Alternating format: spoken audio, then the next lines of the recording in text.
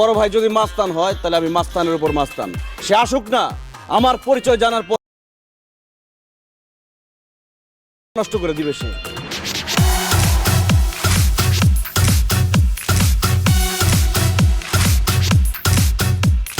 এই ভাই আইতাছে, তুই এনে খাড়া খাড়া খাড়া এনে খাড়া। এই আপনি যাই না।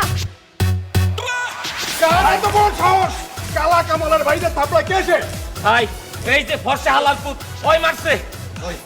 এই তোর তো এলাকা আমি কোনোদিনও দেই না, তুই কে? আমি সুইটির কাজিন আলমগীর।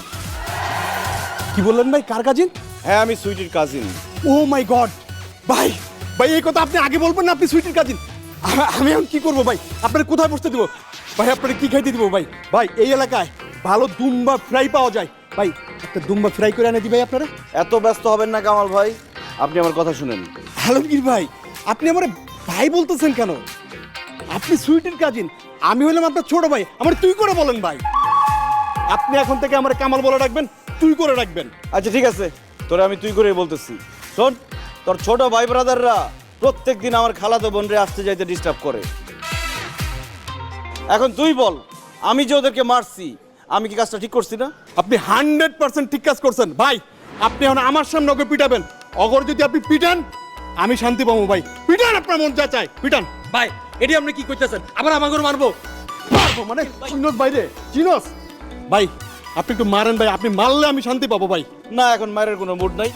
সব থেকে ভালো হয় ওরা সবাই যদি কান ধরে উঠবোস করে। এই ভাই কইছে কান ধরতে। আলমগীর ভাই, আপনি সুইটির কাজিন, আজকে থেকে আপনি এই মহল্লায় বুক ফুলা চলবেন। আপনার যদি মন চায় আপনি খালি গায়ে চলবেন, কেউ যদি কিছু কয় আপনার চিল্লানো লাগবে না, আপনি শুধু একটা কাশি দিবেন, কাশি দিলে আমার লোকজন হাজির হয়ে যাব। সুইটি, আজকে থেকে সব তোমার ছোট ভাই, ঠিক আছে? কোনো ঝামেলা হলে খালি আওয়াজ। আলমগীর ভাই, বেয়াদবি মাফ করবেন। যা যা যা, ভালো থাক, যা যা।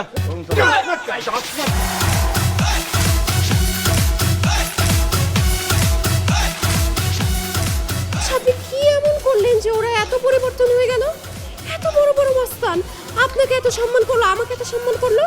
আমি শুধু একটা কথাই বলছি, কি? আমি সুইটির কাজিন।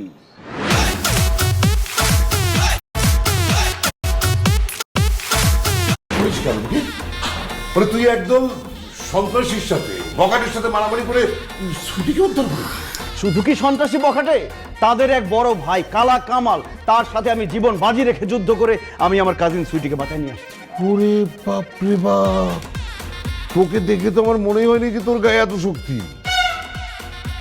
আরে তোর মতো ছেলে তো আমার দরকার। আমাকেই দরকার মানে?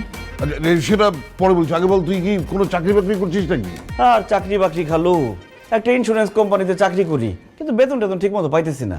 খালু, এই মাসে যদি আপনি একটা বীমা করতেন তাহলে আমি আমার কমিশনটা পাই যেতাম। আরে তোর বিমারাক, তুই ওই ইন্স্যুরেন্স কোম্পানির চাকরি ছেড়ে দে। আজকে থেকে তুই সুইটির চাকরি করবি। হ্যাঁ হ্যাঁ হ্যাঁ, তোর স্টার্টিং স্যালারি আমি ধরলাম মাসে 50,000 টাকা। ও মাই গড, কি বলতেছেন খালু? আমার স্যালারি 50,000 টাকা? কিন্তু খালু, আমার কাজটা কি হবে? আমি বলতেছি, আমার মেয়ে দেখতে যেমন সুন্দরী তেমনি তার বাপের অনেক টাকা। সে বাইরে বেরোতে পারে না, মহল্লার ছেলেপেলেরা তার পিছনে ঘুরঘুর করে, তাকিয়ে তাকে হাঁ করে। ভার্সিটিতে যেতে পারে না, শপিং করতে পারে না, মার্কেটিং করতে পারে না, সবসময় ছেলেরা ডিস্টার্ব করে। এখন থেকে 24 ঘন্টা তুই ছুটির সাথে থাকবি এবং তাকে খেয়াল রাখবি, তাকে বাইরে কেউ যেন ডিস্টার্ব করতে না পারে, কোনো কাকপক্ষী তার দিকে নজর দিতে না পারে। মা, তুমি এসব কি বলছো? আলমগীর ভাই আমার সাথে 24 ঘন্টা থাকবে মানে? সে যদি আমার সাথে সারাক্ষণ থাকে তাহলে তো আমি নিজের ইচ্ছা মতো কিছু করতেই পারবো না। এই বিয়ের আগে তোর এত ইচ্ছা কিসের? হ্যাঁ, যা ইচ্ছা আছে সব বিয়ের পরে হবে রে। আরে আমি সবসময় ব্যবসা বাণিজ্য নিয়ে ব্যস্ত থাকি, আমার এদিকে সবসময় টেনশন করে যে দুনিয়ার ছেলে তোর পেছনে ঘুরঘুর ঘুরঘুর করে, কখন কি ঘটেছে আল্লাহই জানে। তার চেয়ে ভালো আলমগীর এখন থেকে 24 ঘন্টা তোর দিকে খেয়াল রাখবে। কি বলিস আলমগীর? আপনি আমার বাবার মতো, আপনি আমাকে একটা কথা বলবেন সেটাকে আমি ফেলে দিব? আজকে থেকে আমি 24 ঘন্টা আমার কাজিন সুইটির দিকে নজর রাখবো, আঠার মতো লেগে থাকবো। আমার চোখের সামনে সে কারোর সাথে টাঙ্কি মারতে পারবে না, কেউ এসে তার সাথে টাঙ্কি মারতে পারবে না। এখন থেকে আমি যেটা চাইবো সুইটি সেটাই করবে, আমি যেটা চাইবো না সুইটি করতে পারবে না। জীবনেও না। দেখো বাবা, আমার দেখাশোনা করার জন্য আরেকজন লোক রাখার কোনো দরকার নাই, আমি নিজের দেখাশোনা নিজে করতে পারি। আর তাছাড়া আলমগীর ভাই 24 ঘন্টা আমার সাথে থাকলে আমি সেটা মেনে নিতে পারবো না, আমার প্রবলেম হবে। চুপ করবে বেয়াদব, মুরব্বীদের মুখে মুখে কথা বলে। খালু, আমার মনে হইতেছে কি সুইটির মধ্যেই ভেজাল আছে, এই জন্য সে চাইতেছে না কেউ তাকে পাহারা দেয়। আপনি কোনো চিন্তা করেন না, আমি ওর দিকে এমন নজর দিব, ওর মধ্যে কি কি ভেজাল আছে সেগুলো আমি বাইর করে নিয়ে আসবো, আপনাদেরকে রিপোর্ট দিব। সাবাস বেটা, আমি জানতাম তুই পারবি। আজকে থেকে তুই আমার মেয়ে সুইটিকে ফলো করবি, সে কি করছে না করছে, কোথায় যাচ্ছে না যাচ্ছে, ফলো হিম। জি আচ্ছা খালা, ওকে সুইটি, আমি তোকে ফলো করছি। लाइफ सेट है। जी हाँ, हम लाए हैं एक ऐसा बिजनेस आइडिया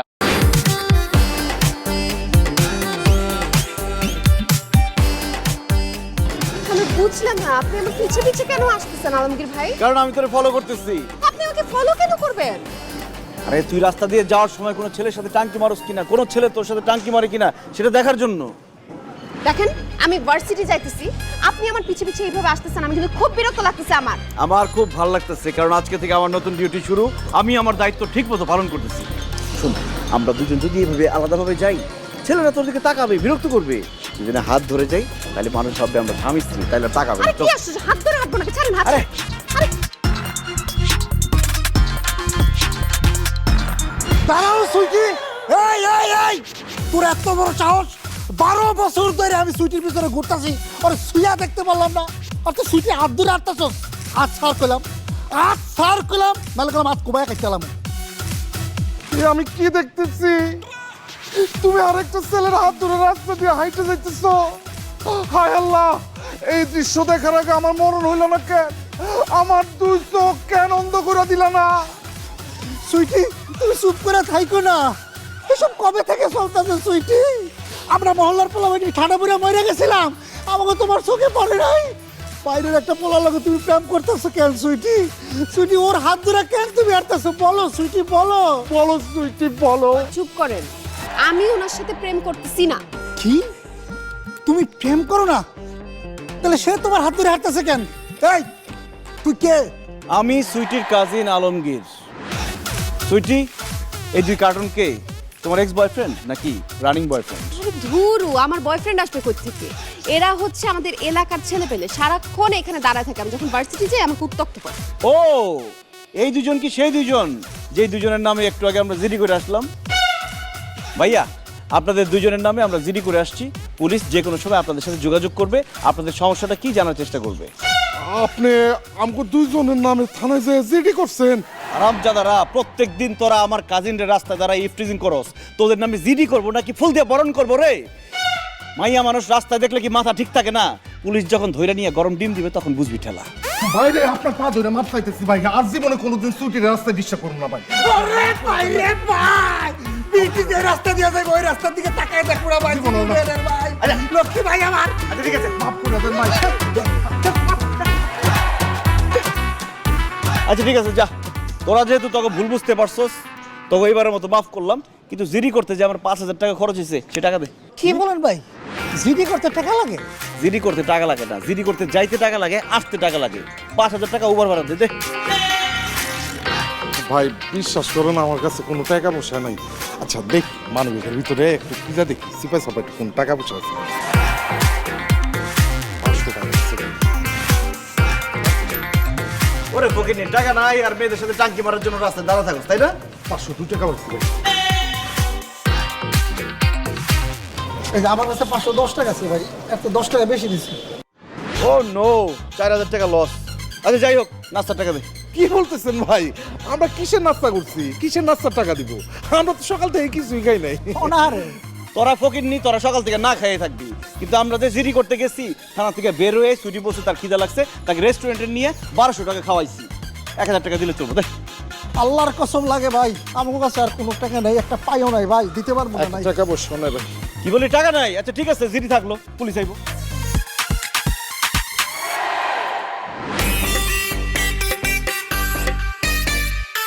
আচ্ছা ঠিক আছে, যার সামনের থেকে বিদায় হ।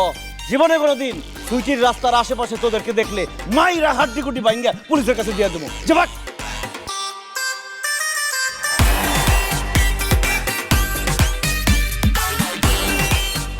কেমন দিলাম? এইভাবে যে ছেলেরা তোর ডিস্টার্ব করতে আসবে, আমি তাদেরকে দৌড়ের উপর রাখবো। দৌড়ের উপর রাখবেন ঠিক আছে, কিন্তু ওদেরকে মিথ্যা কথা বলে ওদের থেকে টাকা নিলেন কেন? আরে যেমন কুকুর তেমন মুগুর, ওরা যেমন ওদের সাথে আমি তেমনই করলাম। টাকার ভয় হইলেও তোরে কোনোদিন ডিস্টার্ব করতে আসবে না।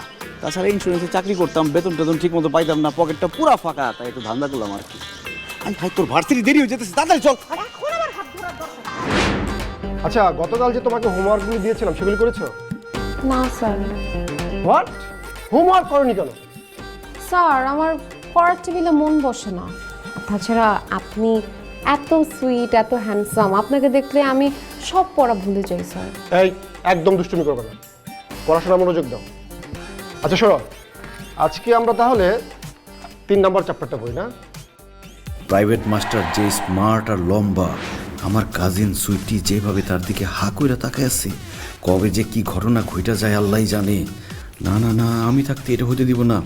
আজকে যেভাবেই হোক খালুকে দিয়ে এই প্রাইভেট মাস্টারকে সারা জীবনের জন্য বাসা থেকে ঘাড় ধাক্কা দিয়ে বের করে দিব।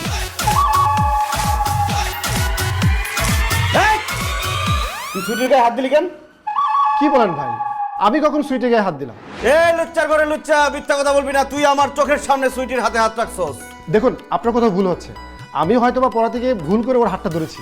ভুল কইরা না রে লুচ্চার বাচ্চা, তুই লুচ্চামির উদ্দেশ্যেই সুইটির হাতে হাত রাখছস।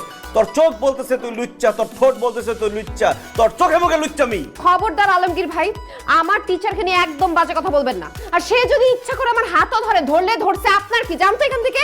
আমার কি, তাই না? আমার কি সেটা আমি বলবো না, বলবে খালার খালু আইসা। খালা, খালু, এদিকে আসেন, দেখেন কি হয়ে যাইতেছে। হায় হায় হায় রে, কি হয়েছে? এই প্রাইভেট মাস্টার খুব খারাপ, তার উদ্দেশ্য খারাপ। সে একটু আগে সুইটির গায়ে হাত দিছে। আমি যদি সময় মতো না আসতাম, সর্বনাশ হয়ে যেত। জি বাবা, উনি সব মিথ্যা কথা বলতেছে। আমার স্যার আমার হাত ধরে নাই তো, সে আমাকে জাস্ট পড়াটা বুঝাচ্ছিল। দেখছেন খালু, দেখছেন আপনার মেয়ে কি করতেছে? তার কাজিনের সাপোর্ট না নিয়ে এই লুচ্চা মাস্টারের সাপোর্ট নিতেছে। তার মানে কি দাঁড়াইতেছে? তার মানে দাঁড়াচ্ছে গোড়াতেই গন্ডগোল। সুইটি এবং এই মাস্টারের মধ্যে কিছু একটা চলতেছে। এখনই যদি এই মাস্টারকে বাসা থেকে বের না করেন, কয়েকদিনের মধ্যে দেখবেন এই মাস্টার আর আপনার মেয়ে হাতে হারিকেন ধরাই দিয়ে ভাগছে দুইজনে।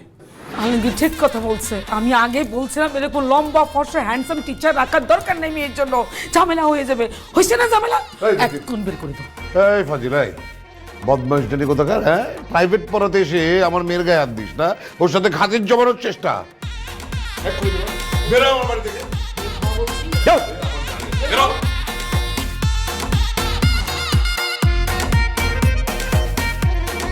কেমন দিলাম সুইটি? এরকম করে তোর আশেপাশে জমে থাকা আগাছাগুলোকে আমি ঘ্যাচ ঘ্যাচ করে কেটে দিব। আমার সময় আসবে না, আমি আপনার মাথা কাটবো। Let's see. হ্যালো রাকিব, তুমি সোনারগাঁও হোটেল থেকে বের হইছো? ও, বের হয়ে আমাকে মিস করতেছো? I miss you.